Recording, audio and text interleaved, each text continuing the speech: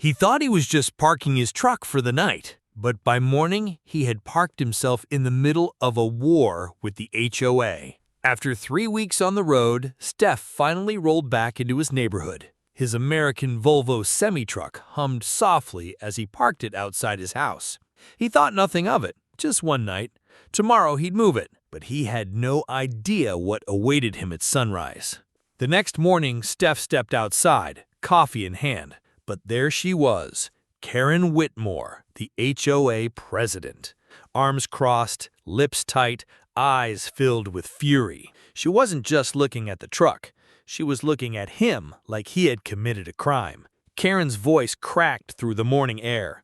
"This is a residential neighborhood, not a truck stop. You violated Section 12, Paragraph 4 of the HOA covenant. No commercial vehicles overnight. You've disrespected this community." Stef tightened his jaw, but stayed calm. "Karen, I just got back from weeks on the road. I was exhausted.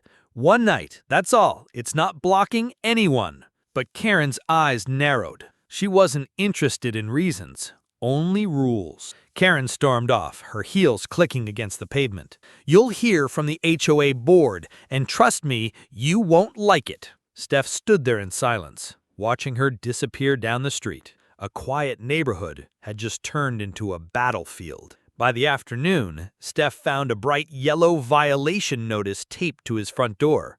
A $250 fine. He clenched the paper in his hands. This wasn't about a truck anymore. This was about control. At the next HOA board meeting, Stef stood tall.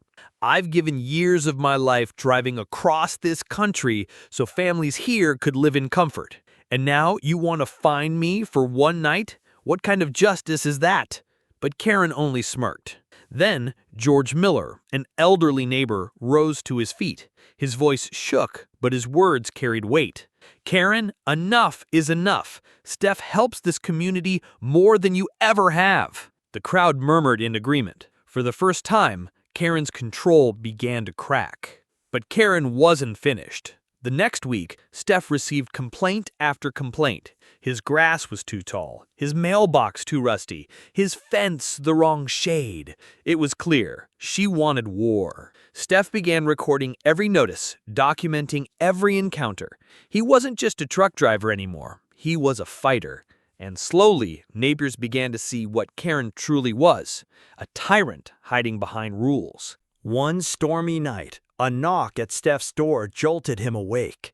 It was George, his elderly neighbor, out of breath. "You need to see this," he said. At the community dumpster, George revealed boxes of shredded documents, evidence of Karen's secret, stolen HOA money. Stef knelt down, pulling out damp bank statements and invoices. His eyes widened. Karen wasn't just enforcing rules, she was funding her own projects with community money. This wasn't about his truck anymore. This was corruption. With Angela, his sister, and a paralegal, Stef built a case. Every violation notice, every bank transfer, every photo of Karen's private garden funded by HOA money, it was all neatly compiled. The rules that once trapped him were now the net that would catch her. The next HOA meeting was unlike any before.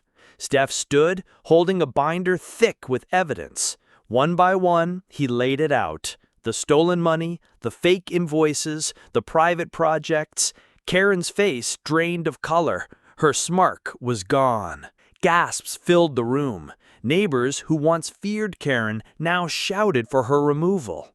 Even board members who had defended her sat in silence, avoiding her gaze.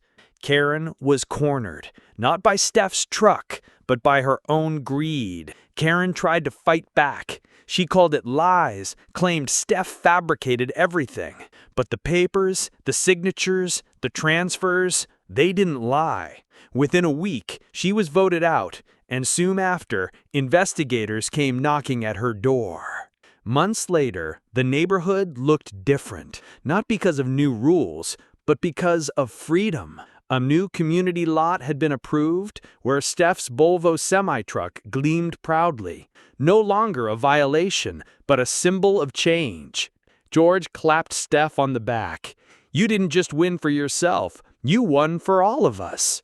Stef smiled, watching his truck reflect in the sun. He had parked it once for a night, but in the end, he parked justice in the heart of the community. They tried to find him for parking his truck.